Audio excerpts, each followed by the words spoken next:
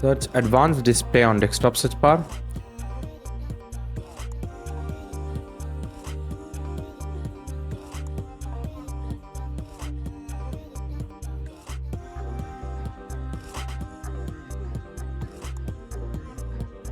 Click on Display Adapter for Display 1.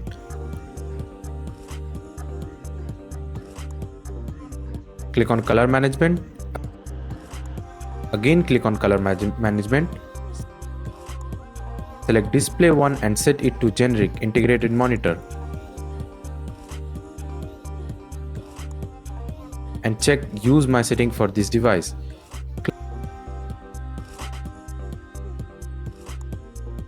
Click on Add, select sRGB.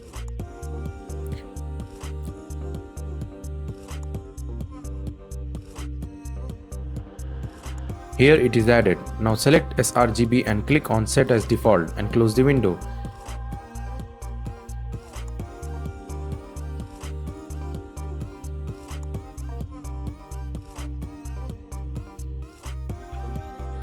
Restart your PC.